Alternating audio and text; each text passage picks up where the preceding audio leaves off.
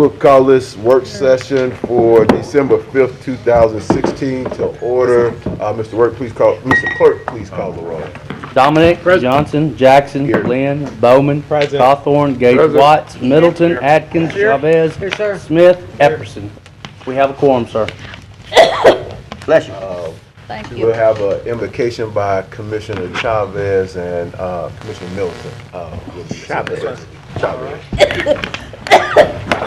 Please bow your head. Dear Heavenly Father, we come before you today to do the work of the parish. I pray that your will be done, that you put your hand on our hearts, and you guide us to make the decisions that you would have us do today. In your Son's beautiful name, Jesus Christ, we pray. Amen. Amen. Everyone please face the flag of the United States of America, render the proper salute, and recite with me the Pledge of Allegiance. I pledge allegiance to the flag of the United States of America, and to the republic for which it stands, one nation, under God, indivisible, with liberty and justice for all. We'll have other members come in. I think they are attending the meeting over at Caddo Correctional Center, so they'll be in very shortly. Mr. Clerk, do we have any agenda additions? I have none, sir. Yeah. All right. Are there any citizens comment? I have no cards, no. Can I say something? Okay. I had a lady when I was walking in at 3 o'clock said she wanted to speak. She didn't come or fill out a card. Is there a card on the? I don't see it. I don't see her out there. Okay. Well, we could kind of Okay. suspend the agenda if she comes in. Are there any visitors? There are no visitors. Next we have the reports, administrative report. John Skaggs, right Randy? Commissioner Lucky, I'm sorry. wake up. I am. Over to you, administrative report. How are you? And first of all, Dr. Wilson is at the meeting that you had talked about, so he apologizes for not being here, but he said he will more than likely be late, but he will be here. Today for the, Make sure the sheriff validates it. well, we'll do that. I've got a handout that's going to come to each one of y'all if you don't have it yet. And every year for our legislative priority, y'all got it? For our legislative priority session, we always give this to y'all so you can give us your input so we can compile what you want to have for priority 1, 2, and 3. And if there's a particular legislator that you're looking to carry the water for you and those things, it's self-explanatory. Just look at it there and fill it out. There's a deadline on this to be back to us by Thursday, January the 5th of 17. So try to be timely with that if you can. I know that's got a little time for you to do it, but anyway, we hope that you can do that. Okay. Let's see.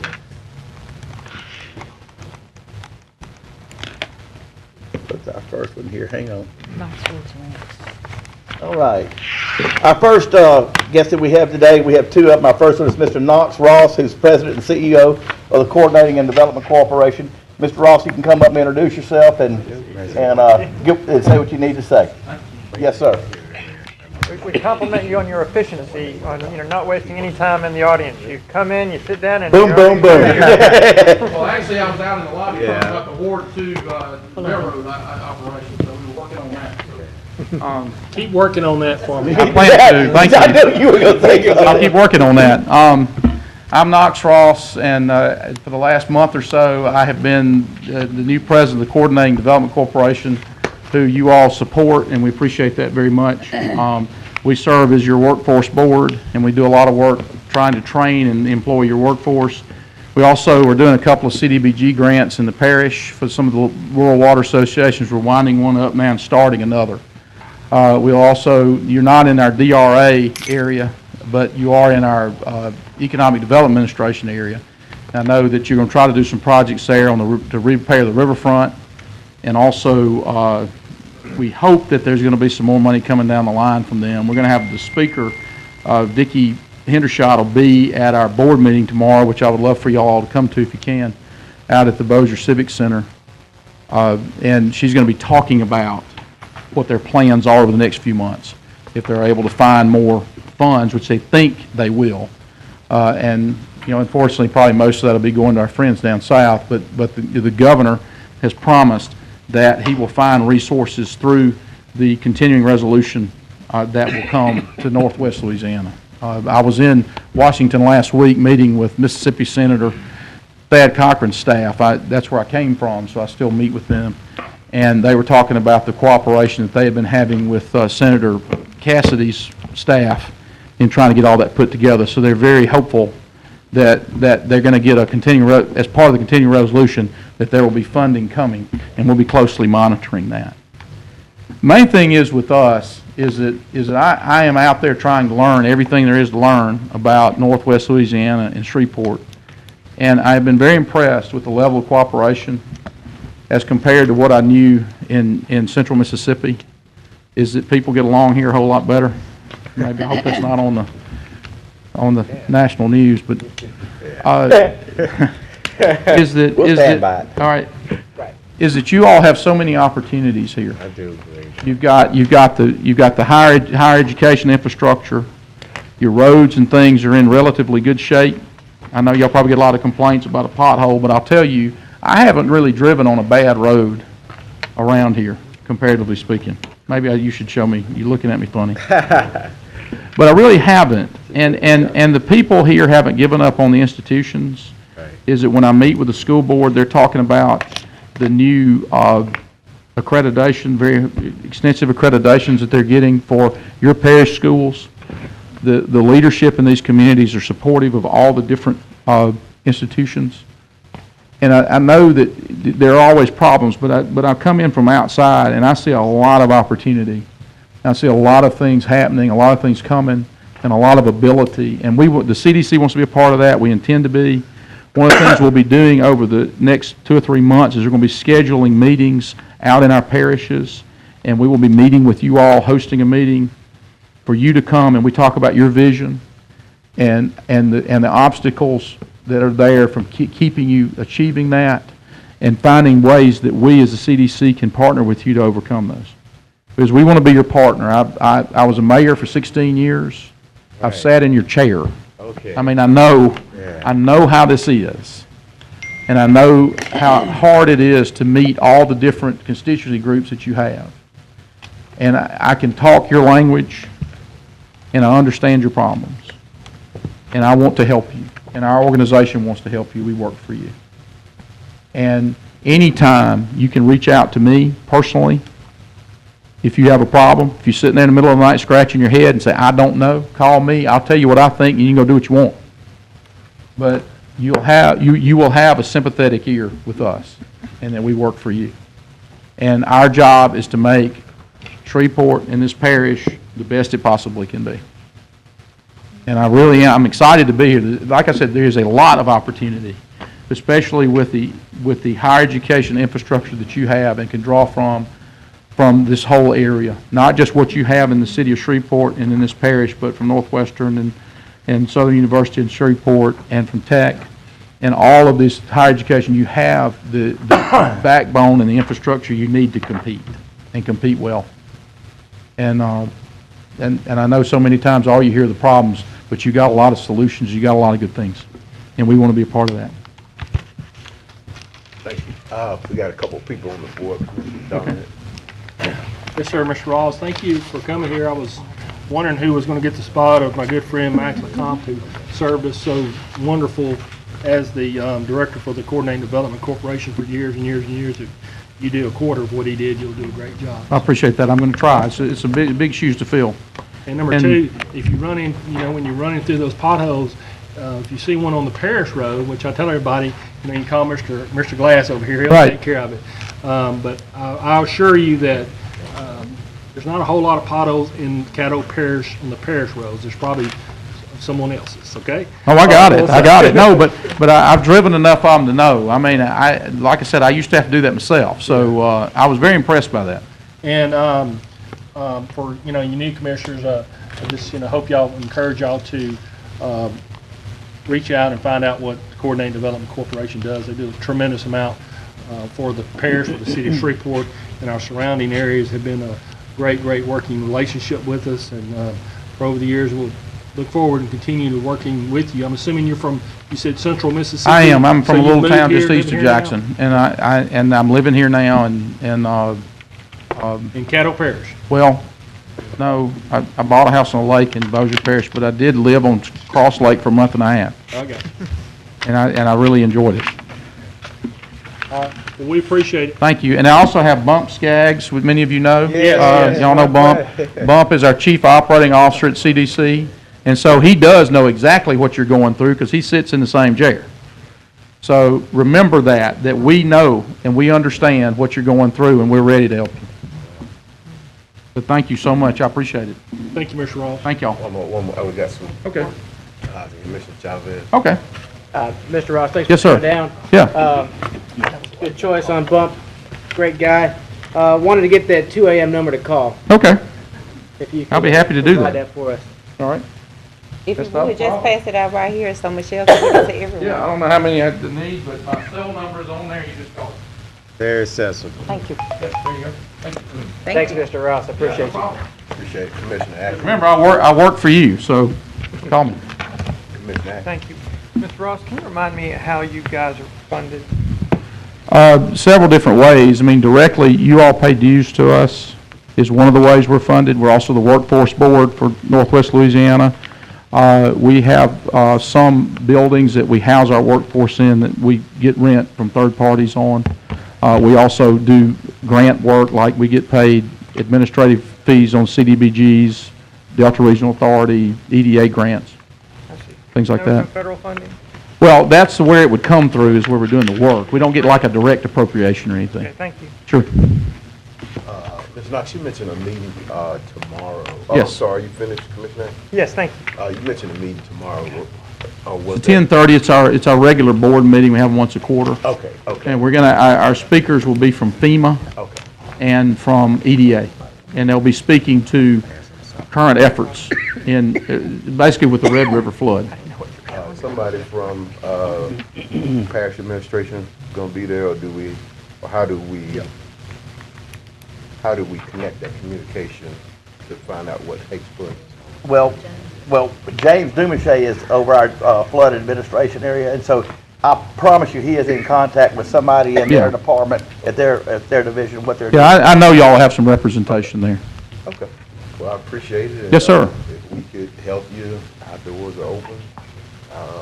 You also know to get in touch with our administrator. So Oh, yes, sir, I will. And the main thing is my door's open to you, because we work for you and we serve you, and anything you see, because if I know what you want, what you need, what your needs are, then I can begin to plug that into what we have. And that's the main thing. If you have needs, you see things, anything, infrastructure related, quality of life related, all those sorts of things, and we can begin to try to think of ways that we can help you appreciate and it. plug those into what we see. Thank you so much. Yes, sir, thank you. Thank you. All right, thank y'all. Thank y'all. Have a good day. Thank you, Knox, we appreciate it very much. Yes, sir. Our next guest we have is Dr. Timothy Magner. He's president of the Greater Shreveport Chamber of Commerce. Dr. Tim. Thank you so much. I'm so excited to be able to be here with you, excited to be representing the Chamber. As they say, there's no zealot like a convert, and as somebody who has been here long enough to know my way around, but not so long that I don't have ideas from other places, I'm just thrilled to be able to bring some new energy and hopefully some new direction to the work we do at the Chamber. As you know, or may know, over the last year or so, Dr. Roseman and the Chamber have been hosting a series of Connect events. One that has been part of his initiative has been to really reach out to try and engage cross sectors, so that nonprofit and business and government and education are all talking together. And one of the things that's come out, or three things that have come out of that discussion, are areas that we feel the Chamber should really focus on. One is economic development, one is education, and one is what we call sort of brand Shreveport. And the economic development piece is clearly the primary focus. I know we have a lot of folks in town who do economic development, NLEP, yourselves, others, the city. We feel we have a unique role to play in that. A lot of the effort is focused on bringing new business into town, and we know that that's a critically important piece of what we need to do to grow this community. But it's also important, we think, to grow the businesses that are already here. There are huge opportunities to increase capacity among the business community that we have here, and we think at the Chamber that's an area of specific focus or unique opportunity for us to play a role. And so I hope to be able to partner with you and with the other economic development agencies in the area to be able to provide that support. To that end, we have a number of groups that work either within the chamber or with the chamber. We have our Government Procurement Center, which focuses on being able to help businesses become ready to support government procurement, whether that's here at the parish level, at the city level, at the federal level, or through the military. And that's a service that we've had at the chamber for a number of years, but we're increasing our focus there. In addition, we've had conversations with Knox as well as with the Small Business Development Center over at Northwestern currently, with an eye to helping bring that effort more into the chamber, as well as the SCORE, which is the Retired Executive Mentoring Program. We're bringing that back. They've just reopened their office at the chamber, and that's a free service that businesses in town can use to tap into expertise from not only retired executives, but other executives who offer that mentoring role. Our hope is to be able to be that support for our business community to really help, again, grow and expand that capacity. And as we get those ideas underway, I'd love to be able to come back in a more formal way and discuss with you about how I can partner with, or we can partner with you in the commission to create some resources to support that economic development effort through the chamber. One of the things I know through my time here has been the disparate response that folks have oftentimes between working in Bossier across the river and working here in Caddo and Shreveport side of the community. I know there are a tremendous amount of structural needs that we have here. In addition, I know I was here at an MPC meeting the other night looking at the Uniform Development Code, all things that I think are going to help streamline the process. One of the things I'd love for the chamber to be able to do is to find ways to work with you and work on behalf of our business community to streamline that process. If we can, know who to call, X's and O's, flow charts, whatever, to really help our businesses grow, I think that can help raise the tide for all boats in our community. In addition, on the education side, we do our work with the Shreveport-Bossier Business Alliance for Higher Education, focused on being able to provide support to our universities and in our community. In addition to our focus on K-12, we think the business community is uniquely positioned to help provide support for that bridge from school to work, whether that's directly out of high school, whether that's through a trade school program, a two-year degree, or into a full-year matriculation pathway.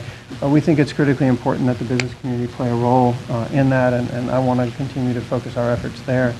And then thirdly, what I call Brand Shreveport, which is really about helping us tell and sell the story of our community. As Mr. Knox said, we have so much opportunity here. We have so much potential, and I think we have tremendous energy, and we also sometimes have tremendous entropy, where we have a lot of efforts that are complementary. And I hope through our work at the chamber and really being a partner in the community to be able to provide some focus or some focal points, or even just provide opportunities for connection between and among the different organizations and the different opportunities we have in town. This is, I think, a unique time in our history where, with the efforts that are coming in technology, while at the same time oil and gas is kind of simmering, we've got, as Mr. Knox said, we have huge resources in our higher education community. We have a tremendously diverse economy. We have so much going for us, and our ability to be able to tell that story in a compelling and consistent way, I think is a critical piece of our ability to be able to let everybody out there understand why we love this place and what we can do to help grow it. So I really look forward to working with each of you. I'd love the opportunity to speak with each of you directly at some point in the future to really understand who's in your district, and what we can do for the businesses and the communities that you serve, so that we are really being able to reach out across our greater Shreveport community and support that growth as much as we can. So thank you for the opportunity to be here today with you. I look forward to working with you and to partnering with you as a chamber going forward. Got a couple people on the board. Appreciate it, Commissioner Cochran. Good evening. You caught my attention. You said the effort for the business community to provide assistance help with KP Prep education here in the city of Shreveport. when you look around the country, there's some very nuanced things going on. As it relates to K-12 education, there's some nuanced challenges that are also going on. Have you mapped out anything with any detail and specificity as to tomorrow or the day after tomorrow the business community can start to work? And the reason why I pose this question, you oftentimes hear the conversation about we want to partner with K-12, and that doesn't really happen. So you coming in from somewhere else, come to this local community, I was curious to whether or not you had some program already in place that you may want to do. So we have something right now called the Superintendent's Roundtable. We meet on a quarterly basis with Superintendent Gorey. I've had the opportunity to participate in one of those meetings already in my tenure.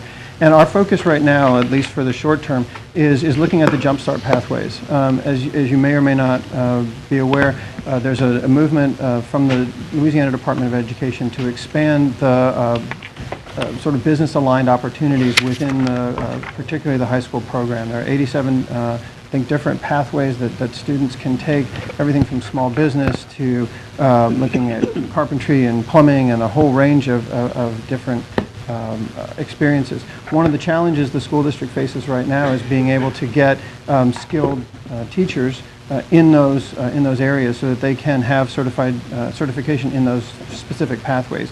Our goal, short-term goal right now, is to work with the school district to identify schools where there are particular pathways that are aligned with the business opportunities that we have here in town.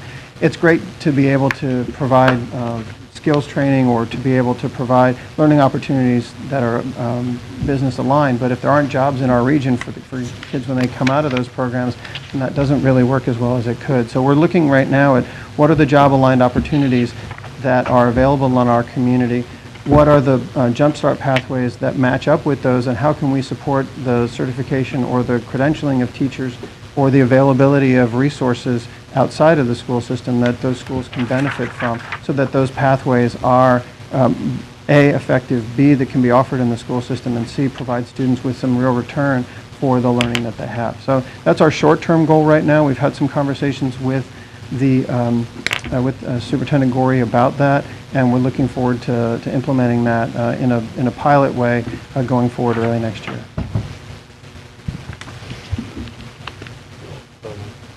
Councilman Bowman. All right, thank you. I received. I just want to applaud you and Mr. Ross for coming down and trying to have open dialogue and communication with us. I think it's a good step forward because you all didn't have to come here. And I like the part about as far as economic development and realizing that it's not all in just one sector, that you're trying to look into the minority areas, the Latino areas, and that's going to take all of us as a village to come together, because what affects one in one area eventually will indirectly or directly affect others. And the brand piece especially, all of that is cohesive, and it's going to help take us to a better area if we just continue to focus and bring new ideas and not just continue with the old. And so it seems like you're very sincere, so I look forward to what you're going to do. Likewise, thank you. Yes, sir. Thank you, Commissioner Bowman. Commissioner Chavez. Thanks, President. Timothy, welcome. Thanks for coming down. Wish you the best of luck in your future doing that hard task. Something that I dealt with last week, I'm glad you came down here.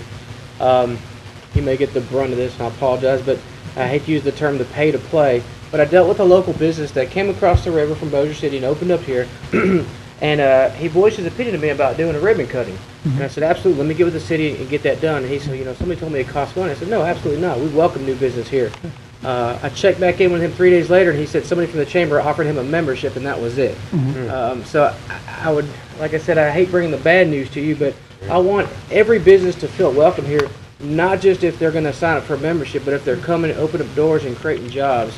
When we're offline, I'll give you the name of the establishment, but I'd love to see the same treatment for everybody, whether or not they sign up for a membership or not. Sure. That was basically it. Okay, I appreciate that. I appreciate the feedback. I look forward to getting the details. Good news and bad news. So. That's why we're here. Thanks for coming down. Thank you. Thank you, Commissioner Chavez. That's everybody on the board. Okay. I think we're going to go back to citizen comments. Yes. I've got one more thing on my admin report, if I may, Commissioner. I just want to remind all of our commissioners that tomorrow morning at 8 a.m. down here in the lobby of this building. We have our Toys for Tots going on, and our employees and our employee council puts that on. They take great pride in putting this on every year, and it's always a very, very successful event. And we appreciate each and every one of y'all that have participated, done something, but that'll take place starting tomorrow morning at 8 a.m. here in the lobby. Thank you, Mr. Lucky. I noticed that Administrator Wilson is here as well. Oh, is he? Yes. Oh, was there anything else, Dr. Wilson? Yes, sir. I just want to remind the commissioners, next March the 10th is the tentative date for the legislative luncheon that we have with our legislators before they go to session. And we're trying to make preparations now to put the luncheon together. So that's a tentative date of 10 March at 11:30 at the Petroleum Club. We typically meet with them before they go off to Baton Rouge and talk about our priorities for the year with them. So unless that changes, I'll let you know. But we do have it on our calendar for that date. Thank you. Thank you, sir. I appreciate it. If you could, I'd like to entertain a motion to go back into citizens' comments. Second. Moved by Commissioner Dominic, second by Commissioner Middleton, passes by acclamation. We'll have Ms. Charlotte Ballard.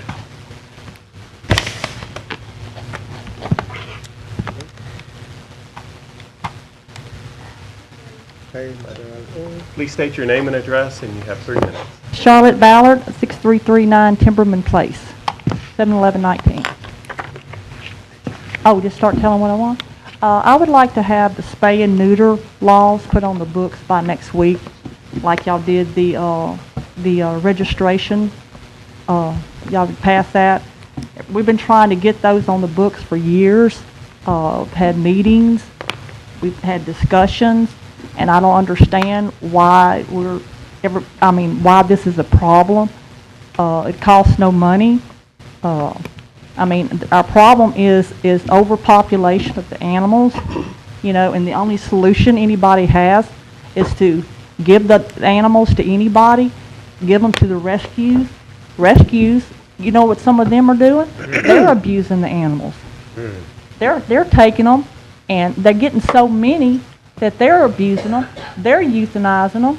They're going down because they're overwhelmed with it.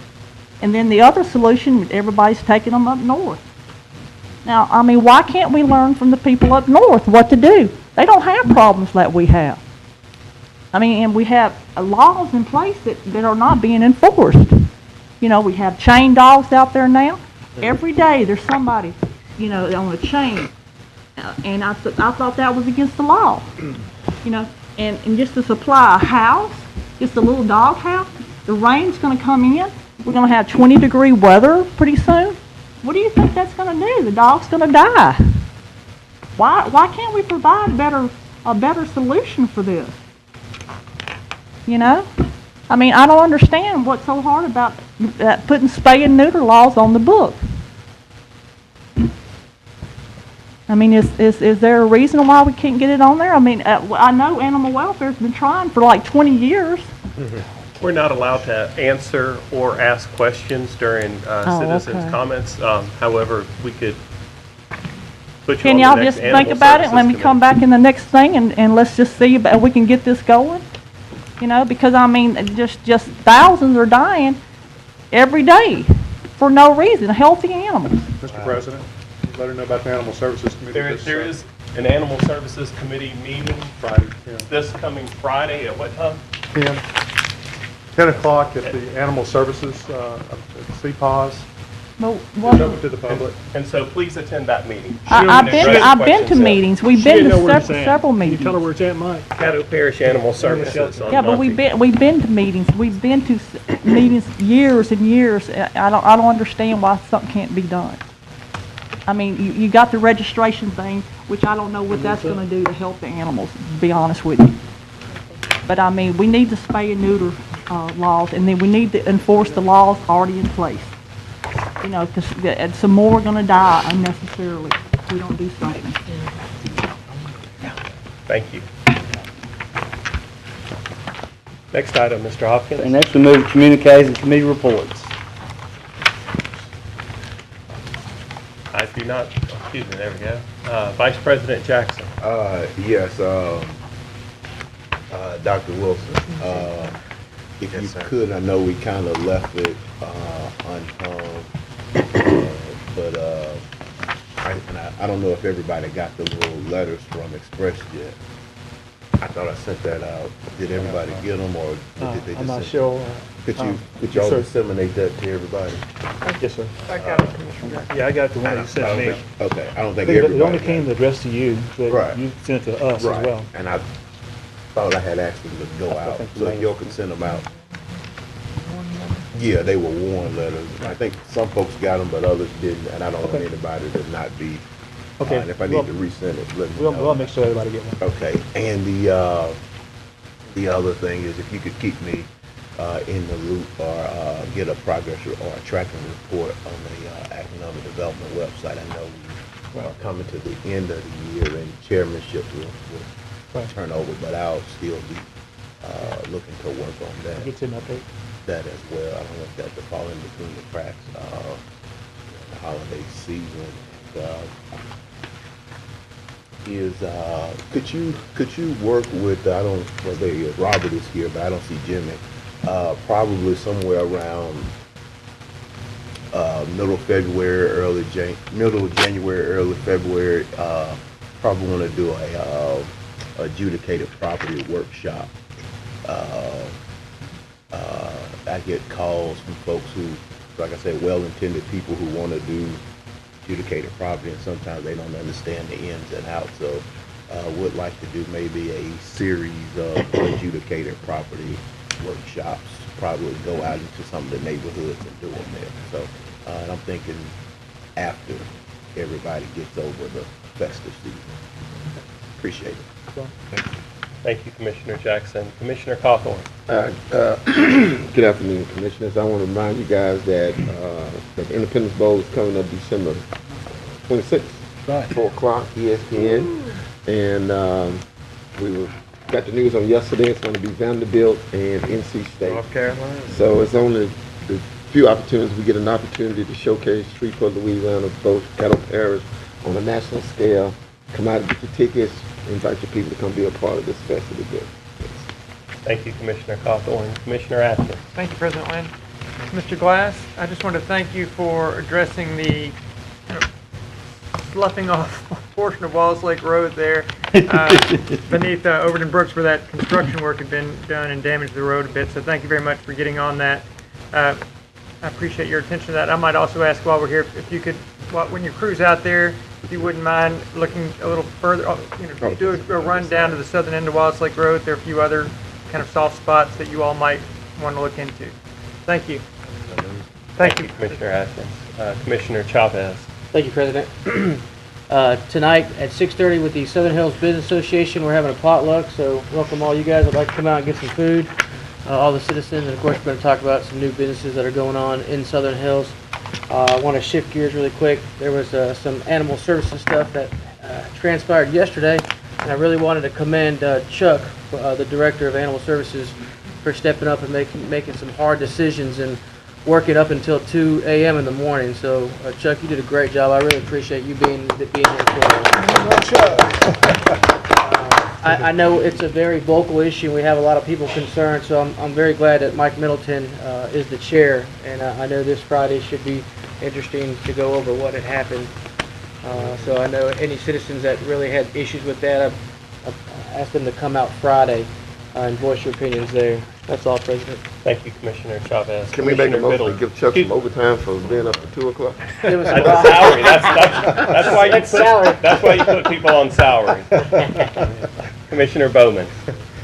I just want everyone to be advised that the Cultural Diversity Committee will be meeting at this Thursday at 2 o'clock. Thank you, Commissioner Bowman. Commissioner Middleton. Jackson? Pardon? What was that look for? I didn't. Okay. Commissioner Middleton.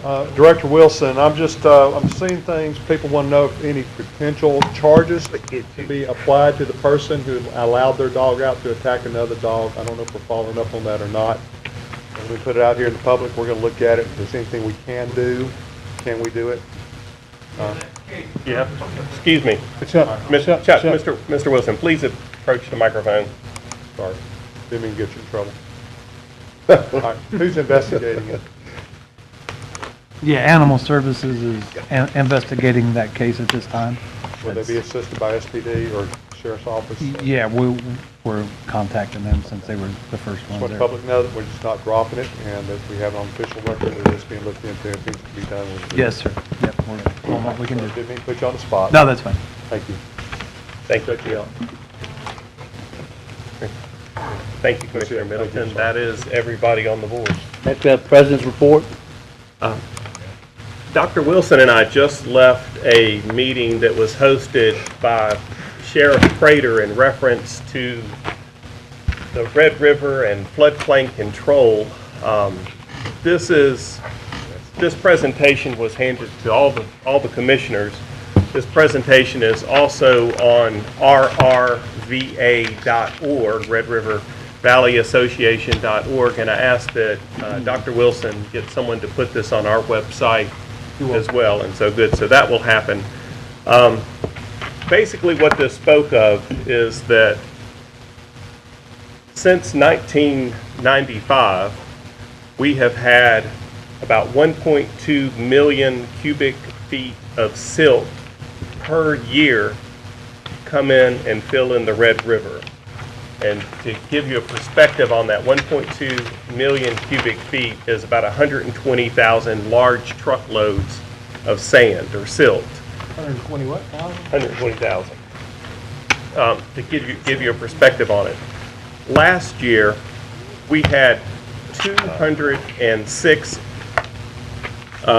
cubic feet per second flow down the Red River, which produced a 38-foot rise in the Red River.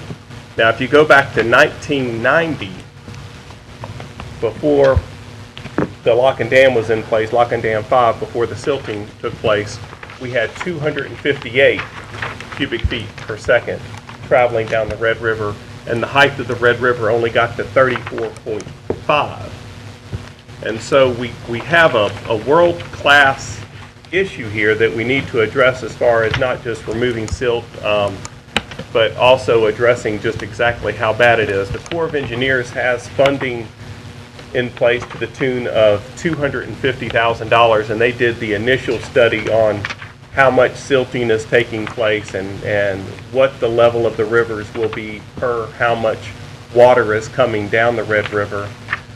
They are shy on that. There were several conversations as far as how to fund them the rest of the money, which I think they need another $1.2 million to fund that plan for its full entirety. Of course, it is a federal responsibility to fund it. We are looking at multiple other ways to fund it. I do encourage everybody to go to rrva.org and look at the presentation that was given to us. I gave every one of our commissioners a hard copy of it, and also asked that it be on the Caddo Parish website so that you can see what we have in store, at least to be cautious of in regard to the Red River. And Commissioner Johnson.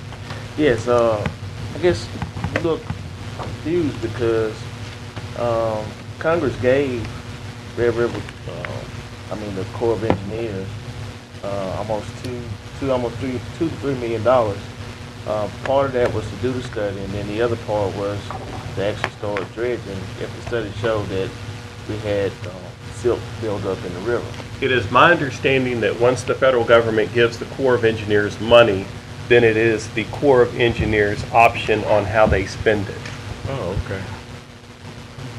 Okay. And so we also need to work with the Corps of Engineers to make sure that they do everything that they were asked to do by the federal government. And so, yeah, it's a very serious issue. Thank you for addressing that, Commissioner Johnson. Okay, I guess my other issue is that I guess we need to stay on our congressman, make sure that this stays a priority for the Corps of Engineers. And the best way to do that is to contact them and have face-to-face, which the quickest time you're going to have face-to-face is up in D.C. I agree with you, Commissioner Johnson. I know that we have meetings set up with all of our federal representatives in February of next year, and I encourage all of the commissioners that are able to meet with them face-to-face to express to them how serious this is. It not only the Red River, but it also affects 12 Mile Bayou, and Cross Bayou, all the contributory waters that go into the Red. And so that bags up and gets into a lot of the neighborhoods, especially in District 2 and District 3. And just want to make sure that we can get somebody on that, because if you look at Cross Bayou, when it's dry, it's actually a little ditch. And so once it gets out of that little ditch, it runs. And then it affects a lot of the Martin Luther King area. So I would be adamant if we would, as a commission, urge not only Congress but the Corps of Engineers to get this done, because it's affecting so many houses in the Caddo and those Parish. Thank you. I hope that ultimately that this would be our #1 priority. I know that last year Cross Bayou flowed backwards, and you know, water goes where it wants to go. Commissioner Dominic. So, one of the things, maybe a stupid question, are you saying that, or were they saying that it was worse before the lock and dam, or is it the lock and dam increased the sediment? You know? What was point blank said was that lock and dam #5 has increased the sediment. I've visited with several elected officials from Red River Parish to ask about their flooding issues last year, to which they informed me that they did not have any flooding issues last year, because lock and dam is just to the north of them. Right. Well, just to reiterate these things that Commissioner Johnson, Commissioner Lynn, Dr. Wilson, I think that, Ken needs to look at this as one of our, Mr. Warren needs to look at it as one of our priorities. Of course, that's up to you. You know more about this. You were at this meeting also, correct? Yes, I was. So, appreciate you bringing it to us in a timely manner. I would have liked to come, but I was at physical therapy today. But I guess it's just with this increased sediment buildup, it just increases the ability of us continuing to have the floods that we've had over the recent years, kind of what they're saying. It could even be worse. You have a bowl that holds a gallon of water, and you don't have to give me the math. Here goes Matthew's and theory there. Okay. And you dump 3 inches of sand in the bottom of it, the water rises, and so yes, and so as the sediment fills in at 1.2 million cubic feet a year, the water is going to rise. President Lynn? Yes, sir. Specifically, what is the ask that should be conveyed to our congressional delegation? The ask right now is to fund the Corps of Engineers so that they can finish the study, and to ask stronger than they asked last year that they use this money to address this issue. And then, dredging is an issue, but I think that something more outside the box needs to happen to dredging, because if you're bringing down 1.2 million thank you. cubic feet of sand a year, then we're going to need to be pulling out that much a year. Wow. 1,250,000. Administrator Wilson, was there anything that from the meeting that we just left that you can think of that I might have left out of that report that you could address? That was pretty detailed, would you say, Commissioner Lynn? But I just want to add, maybe for recollection for those who may have been here back in 2005. When we got an appropriation in the Rota bill, the 2005 Rota bill, for $2 million to do the water study, and we got the appropriation, but never got an authorization. Right. And we end up funding it ourselves. Because we met with the Corps of Engineers, and they said if they had the money, they still couldn't do the project. So when we lobby our legislators and those who went to D.C. Mardi Gras last year, that was one of the things on our list we talked about, the desilting of the Red River, if you all recall. And we have to make sure we stay in our legislative space about this, because it's more than just giving the Corps the money. They need to do the dang work. Absolutely. And we need $1,250,000 to complete the survey that tells us what we need to do to combat the problem. And that's what's missing right now. But job well done on this one. Granted, yes, we do need the money to do the survey, but at the same time, we recognize we need to figure out how to remove some of the silt, or at least slow it down from headed this way. That's the end of my president's report. We have no old business. We move to new business. Authorized resolution number 101, 2016, giving written notice of regularly scheduled meetings of Caddo Parish Commission. Move Thursday. I'd like to note that that should say 2017. I moved that it moved to Thursday, amended to say 2017, if that's okay, Ms. Hawkins? Do we have a calendar? Yeah. Moved by Commissioner Dominic, second by Me. Bobo. Bobo. Thank you. Please vote.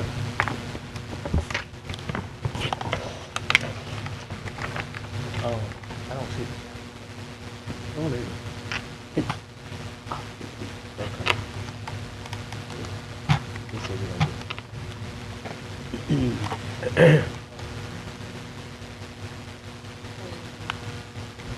Mr. Dominic? Mr. Jackson? Me?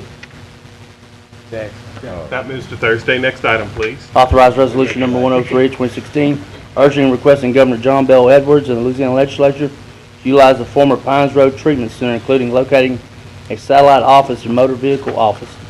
Move Thursday. Second.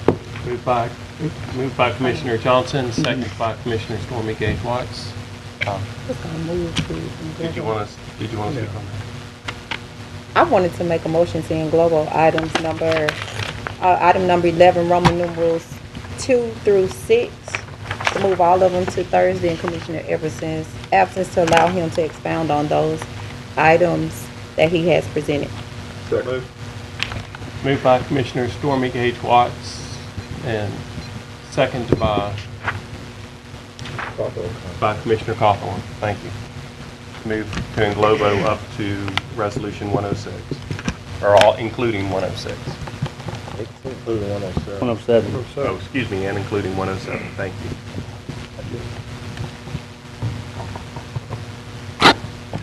Please vote.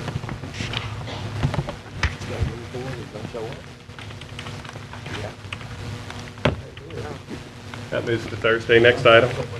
Authorized resolution number 108, requesting Parish Administration to conduct a study of the feasibility of adding additional early voting locations throughout Caddo Parish. Moved by Commissioner Stormy Gage Watts, second by Commissioner Jackson. Please vote. Question. Excuse me, Commissioner Stormy Gage Watts, do you want to speak on your motion? I'll hold you to Thursday. Commissioner Jackson. Do we know how much this can ultimately cost? Have we looked into that? We have to research it, sir. We have a rental fee for voting locations. This is a standard fee that we pay facility users, unless it's a non-public facility. Well, the study shouldn't cost that much. I mean, y'all just be in-house, correct? I mean, No, sir. I mean, there may be some cost, but I couldn't give you an answer today because I don't know. can you let us know by Thursday if we're gonna vote on this? Yes, sir. We'll try. I mean, I'd just like to know what The study probably won't be that much. The Register of Voters will have some information, and the Secretary of State will have some information as far as where the locations can possibly be, assuming that we can add any. Once we have that, then we may have to go outside to find information. Well, I understand, but I on mean, how a motion for Thursday, I didn't want to do some feasibility, and, we spend $20,000 doing a feasibility study. But obviously, I guess my simple question was, we should be able to do this in-house to find out how much initially going to cost, and then when the study's done, then y'all can say, hey, look, it's going to cost us X amount of dollars to do this if y'all want to do it, correct? The key is getting with Mr. Robinson to find out what his thoughts are, get an assessment on the situation. I know right now we have 257 polling places. I understand. So we want to go I'm fine. 300? I would say just simply move it by Thursday, but if you can give us some more information on, because the thing is just a request to conduct a study of the feasibility. I mean, so I would like to know, is that gonna, if we can do that in-house, it's not gonna cost us anything, but if we're hiring, Gary Joyner to do it for us, or, that's what I want to know. Yeah, Ms. Bryant just informed me that I believe Mr. Robinson's intent is opening a few locations for early voting. Do what now? To open some additional locations for early voting. Yes. I mean, that's what the intent, I believe it is, but we'll clarify that and see if that answers this question. Okay, well, please just have a little bit more. I just want to know, how much it's going to cost us before we do it. Okay? Thank you. Commissioner Atkins?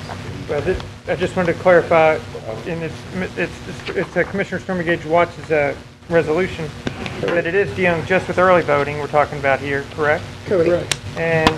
But is that within our purview? Is that the registrar of voters, or does he does he fall within our purview? No, sir. He's autonomous, but we need to get with him and ask if that's feasible at all, because he would have to staff it and man it up. Oh, yeah. His purview, but we can have costs. Right. Because we fund some of the costs. Okay. But it's his call in the end? He probably will work in conjunction He with always whatever we request, If we agree to fund it. assuming if we're gonna fund If it. we agree to fund The it. partner with you too, Donna? I don't think this would require that, but that'll be part of the study. Okay. Okay, thank you. Commissioner Johnson? Yes, I think that Commissioner Watts is the one that's pushing it, Yes. and not the registrar.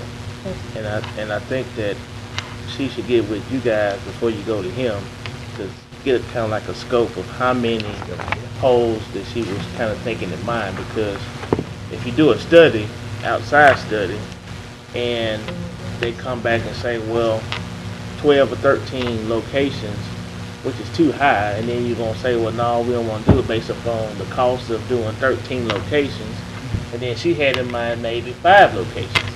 So I would say fine-tune this before you go to him, and then that way we'll have a good picture of what we need to have, instead of they coming up with a number that won't be supported by the other side based on cost. We'll get with Commissioner Watts and talk to her about it first. Yes. And I have. Excuse me, Commissioner Johnson, is that I'm done. everything? Thank you. Commissioner Stormy Gage, what's? Thank you. I have spoken with Attorney Frazier and just basically given her reference of the idea that I have towards the satellite locations, which are to serve north, south, east, and west, and still have the central location. So it's just about adding about 4 to 5 locations throughout the parish of Caddo. Thank you. Vice President Jackson. Yeah, appreciate it. I would actually, I don't know if I'll do it on Thursday. I'll get with Commissioner Gage Watts, but I would also like us to at least look at establishing a precinct at the Caddo Correctional Center as well. I think that was discussed at one point last year prior to my coming aboard. But there are a lot of, I believe, somewhere in the realm of 1,000 pretrial detainees over there. None of them have been tried and convicted, and so they still have a constitutional right to participate in voting. And I think at least establishing whether we have to get with the sheriff to get his input. I do believe we own the building, and the sheriff just manages it. Is that correct? Yes, sir. We had talked about this before. So what was that? And there is a process. Any inmate that's in a non-adjudicated status can request a ballot, and the sheriff will mail that in for them. Right, but I believe state law also allows us to put a precinct there as well. Is that not correct? We will have to research that one to see if that's. Can we include that? Would that be a friendly amendment? Yes, we can ask To that. just, look at that. I don't want to put it in here. but Right, we can. If we can capture that information to establish that as a precinct, a satellite precinct as well, because those folks are away from. Commissioner Stormy Gage Watts, do you accept that as a Well, I don't friendly wanna- amendment? I don't want to make it as an amendment. We just include it in the study. Yeah, I'm just gonna ask administration to include that in the study because they still have a right and responsibility from the Constitution. I believe state law allows, I believe the ability to establish precincts is actually vested with this body. And so the final say-so on where the precincts shall be is supposed to be with this body, if I'm perfectly state law correct. But I would like that included. Thank you, Commissioner Jackson. Commissioner Atkins. I'm not sure exactly who to direct this question to, but staff, do we just have one early voting location now? Yes, sir. That's correct. Okay, and Commissioner Stormy Gage Watts, if you're proposing expanding, I would just encourage, I think it goes without saying, that it be equally distributed demographically and, by demographic and political profile. That becomes a very complicated situation. I guess there's numerous precincts for regular voting just for that reason. And if we try to expand just a limited number of early voting locations, there's a delicate balance there So I just ask that you consider those complexities when you look into the issue. I think the study will show the feasibility of that, Commissioner Atkins, as well, to show which areas that people would need those, because there's a lot of people who would probably early vote that don't come to the downtown area because of parking or because of the long lines, you know, the weather conditions, for example. And if they had alternate locations, because other cities and states have been doing this for years, we're basically just behind in only having one location, one central location for early voting. Is that true? They have other places? That Yes, they do. Yes. New Orleans has 4. Yes. So we're the only ones basically with just one location for the early voting. And we need to do whatever we can do to encourage more voters to get out and actively participate. Thank you. Commissioner Atkins, you still have the floor. Thank you very much. Thank you. You're welcome. Is that everything? Thank you. Commissioner Johnson. Yes, going toward the precinct and the jail, I think one of the issues with that, when Ernie came down and talked to us, basically they have the right to get a mail-in ballot, and then from that mail-in ballot they can cast their vote at that time. Talking about putting a precinct in the jail, even though they're confined there, they're still not their residents, so have some people that's in another, say, Bossier Parish, that live in Bossier Parish would be in the jail, and then now if you set up a precinct inside the jail, you allow them to vote because they feel that they have a right to vote, and then now you got an issue with them not voting. So I think if you stick with the mail-in ballot, there's no cost to us. The state law is looking to it. So I still got the floor. Commissioner Johnson has the floor. Still got the floor. I mean, Whatever the state law is about. but I'm just saying, without having the cost of having another precinct, you can just do a mail-in ballot without being interrupted. Thank you, that's it. Thank you. Commissioner Coughlin. Yeah, I just wanted to piggyback on Commissioner Atkins' concern. And I do understand what you're saying about making sure they're going to be strategically located. Without having obviously done a study, I think it's very obvious that as people as far west as Keithville, if they could vote that way, they wouldn't have to worry about driving downtown, and as far north as Vivian or City will save them some gas too. And so once you look at where we do our voting at right now, it's not the most convenient thing because you got to find downtown parking. So we can move, in addition to the 2 places we just named, we can also look at Central Freeport and maybe another part west. So just food for thought. Thank you, Commissioner Coughlin. Commissioner Dominic. Yeah, do we have anybody else, this visitor coming Thursday? No, sir. Can you just get Ernie up here under your admin report, ask him to come in here? Yes, sir. We're sitting here talking about stuff that he could probably answer right off the top of the head, been doing this 40 years, and get to the bottom of this place. Commissioner Jackson. Yeah, Doc, whatever, I want to be clear.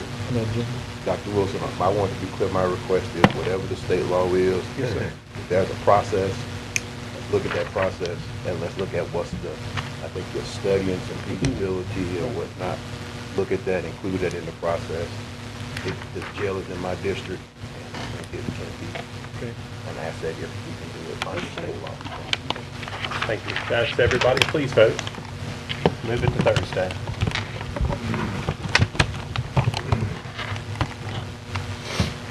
That moves to Thursday. Next item, please. Authorize Resolution 109 prohibiting the use of NGO appropriations for certain items. Move to Thursday. Second. Moved by Commissioner Jackson, second by Commissioner Middleton. Speak on that. I'll wait. Commissioner Middleton, do you want to speak on your second? Wait till Thursday. Okay. Commissioner Johnson? I just think that it's not needed based on the application. If we as a body decide that we want to add this to the application, then it doesn't need to be a resolution. Is that everything? Thank you. Please vote. Excuse me, Commissioner Coughlin, that's just got that. I know in reading your legislation, you want this to happen immediately. So this is for any NGO, this upcoming process, you want these rules to be applicable? 2017, correct.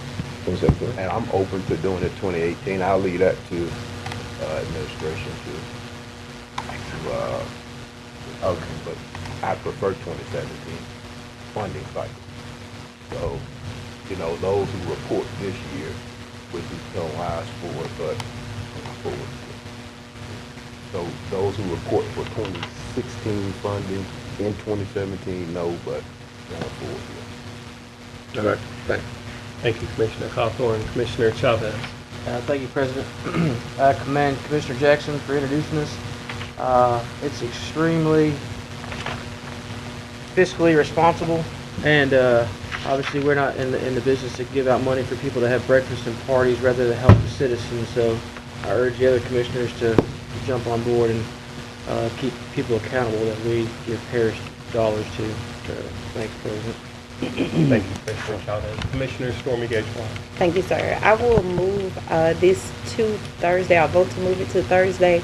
However, up on the administration request and your answer to Commissioner Jackson's request to include it for 2018, because in this resolution it says that it shall take effect immediately.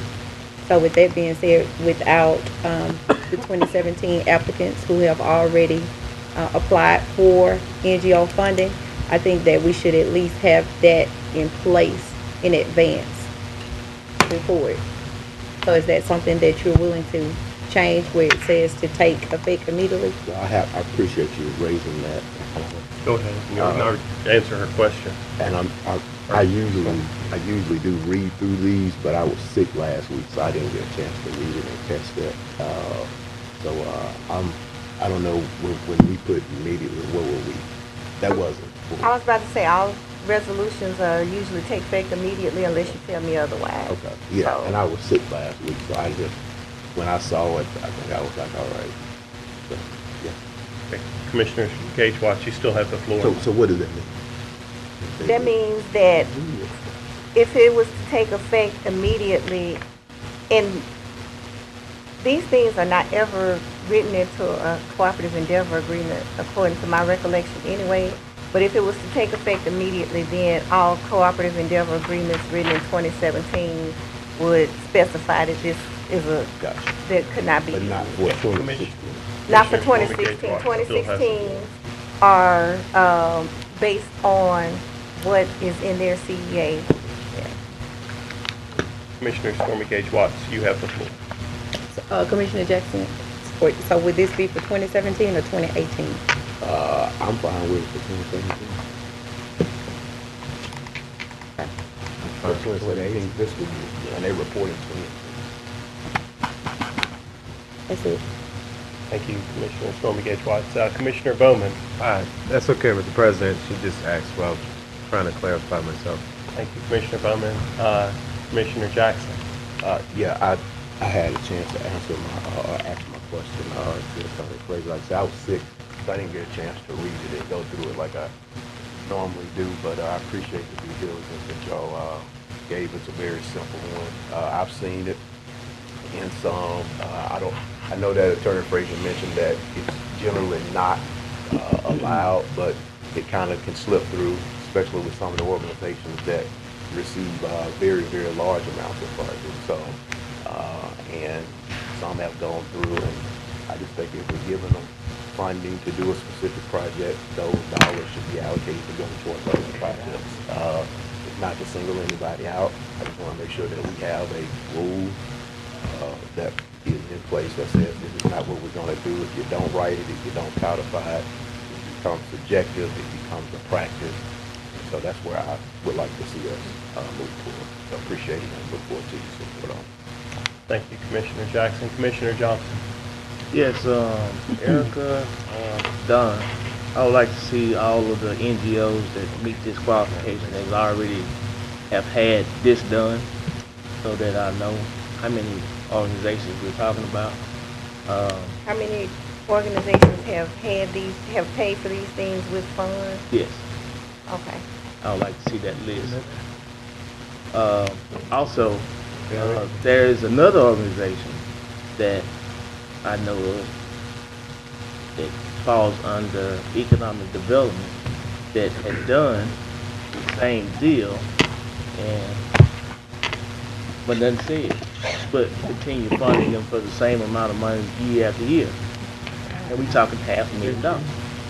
So you talking NGOs that get $20,000, $25,000 at the match, but you want to hit them for this kind of stuff, but then at the same time, economic development, that spends over $500,000, they do the same thing.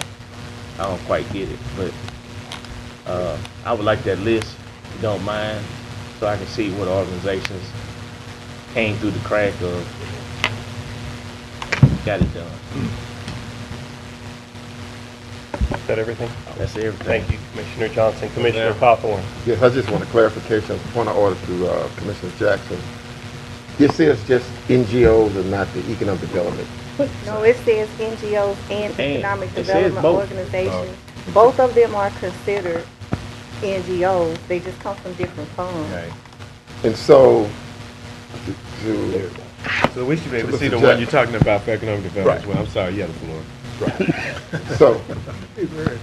So on a scenario where if you're an NGO or a economic development organization, you've got an event, it's also a fundraising mechanism. You use Parish's money to secure the facility, but you're selling tickets to the event. What happens in that scenario? Because I think the way he has a question. He asked the question directly to you. Yes, I'm on board. I think the way you explain it is as long as their mission is being met. As long as they're meeting the mission of what the funds are for. Right, the example that I used, I believe with you were like dues. Like say we have some organizations that we pay dues for through NGOs, and they turn around and pay dues to other organizations, and this would be economic development, that their membership actually benefits the parish. That would be something in line with their mission. You have some organizations that we actually sponsor through the NGO process for their banquets or something like that. And so I'm not sure, and I didn't think it was. We've had some organizations that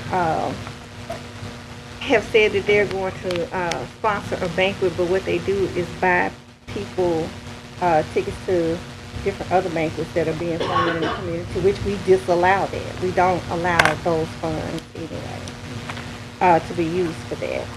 So So to answer your question, this is not if somebody receives parish funding to put on that project or that fundraiser, this does not restrict them from that. This is if Commissioner Chavez was hosting state dinner and I apply to the parish for some grant funding, I can't take the parish grant funds that I receive and become a platinum sponsor and get my state a la carte.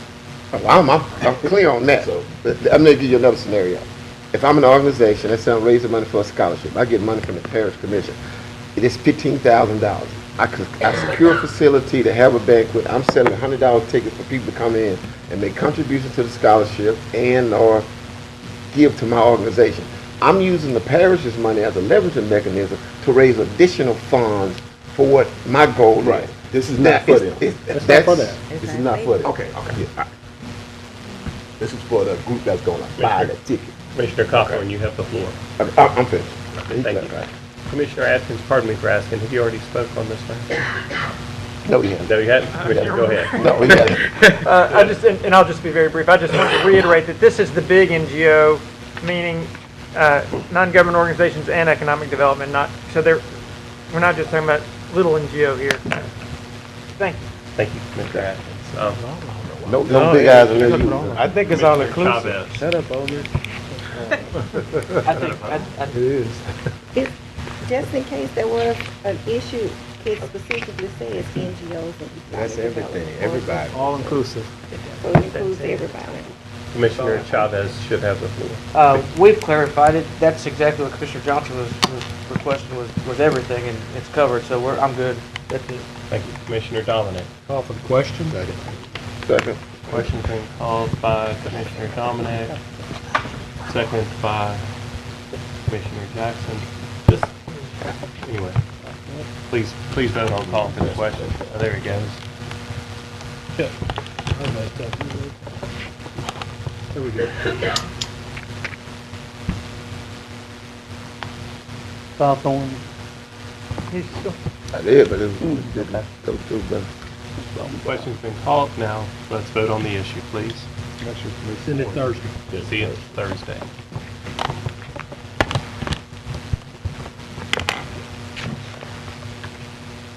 That moves to Thursday. Next item. Authorize Friday, December 23rd, 2016 as a holiday for Caddo Parish employees.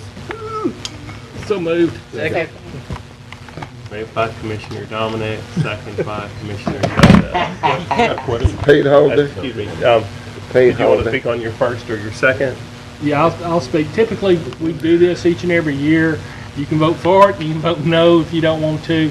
Probably not gonna do anything anyway if we make them work on December 23rd anyway, but the way it's set up and their days off, you know, they would have to come into work on December 23rd. I think December 24th is on a Friday this year? Saturday. So normally, we vote to give them Christmas Eve and I think New Year's Eve, but the way this thing is falling out, 23rd will be a Friday, so they'll have that off. Is that? Yes, sir. I'm gonna have a hard time voting. Instead of 2 days, we vote for Christmas. I'm voting for those North Camp guys, okay? This is Follow the the North state. Camp. We thought we were mirroring what the state's gonna do. Kevin. I'm voting for Kevin. Also, the North Camp guys, what you did, sir. Chuck needs a yeah, President, the governor declared the day a state holiday, so. That's right. I don't want our guys the only ones working in the state, so that's why I introduced this. That's it. Thank you, Commissioner Middleton. Well, not to pick on CPAWS, but I think that is an essential area. And somehow, if nothing else, if you let most of your staff off, Mr. Wilson, one thing, but if you have enough there to cover it, plus a little bit more, I just think that's an essential service, and I don't like to see it cut back in any way. I'd rather see them 7 days a week, to be honest with you, but that's just me. Well, animal things happen on Christmas. Call's not fast enough for me. Thank you. That's my comment. Commissioner Jackson. Yes, do we not need to do it for New Year's, or y'all not gonna do it for New Year's? The governor has not declared that day a holiday for the state, and some of our agencies like the district court and other operations will be ongoing. We want to be able to support that. Oh, so they'll be here on New Year's? Yes, sir. Yeah, because it falls on weekends. Wow, okay. Gotcha. Thank you. A few years ago, we had a committee meeting in reference to this and asking the employee council if there was another holiday that they received off that they would like off instead of this day, that they could work instead of this day so that this could be a traditional day out. And they said no, that they would gamble on this getting this day off every year.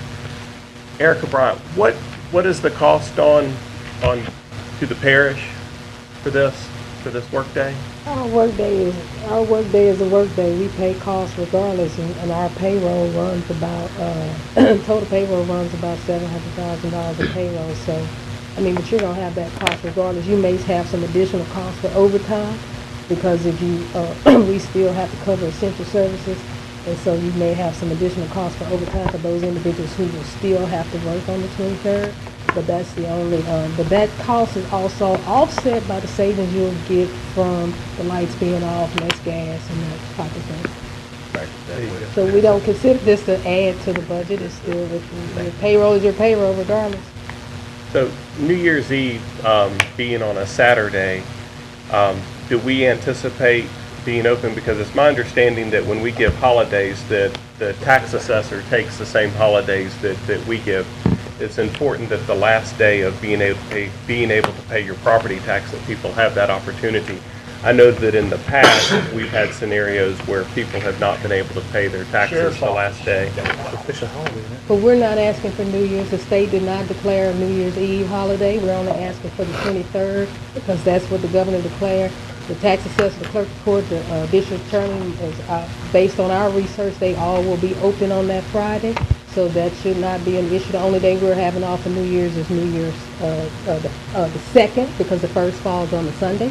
So we'll have Monday the 2nd, but we'll be here that Friday before. We'll be open that day. Thank you. Commissioner Atkins.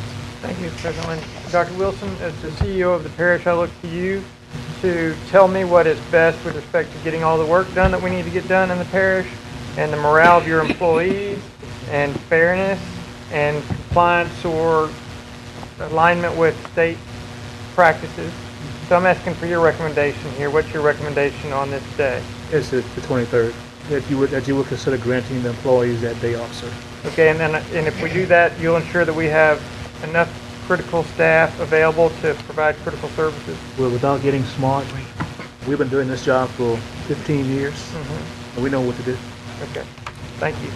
Thank you. Thank you. Commissioner Middleton. One final thing, I don't want it to get out there how the Grinch stole Christmas, is Mike Middleton, but so be it. I'm just asking if, make sure we're friendly with those overtime hours if it needs to be done to expedite the response of animal control to any need on the street, whether it be citizens or police. That's where I'm going at. Yes, sir. We Don't anything be delayed, be as if they were there on that day, on that Friday. Don't hold back on it. So we because we want those responses back there, because it could mean somebody getting bit or whatever, an officer getting bit or a citizen getting bit, a child getting bit, another dog getting bit on the weekend. These animals don't know Monday through Friday and taking off on Friday because of being a holiday. And I don't know, I'm preaching to the choir, but I just want to make sure we understand quick response at all times. Thank you. Commissioner Chavez. Call for the question. Oh, you Nobody did. I was else about on to the say board. something. Everybody that didn't get a second, so please vote on the issue. Everybody needs a day off. You get a day off. You get a day off. You get a day off. It's just like Oprah.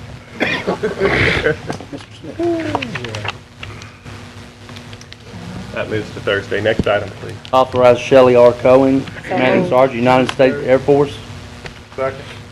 That was moved by Commissioner Stormy Gay Watt and second by Commissioner Middleton. Please vote.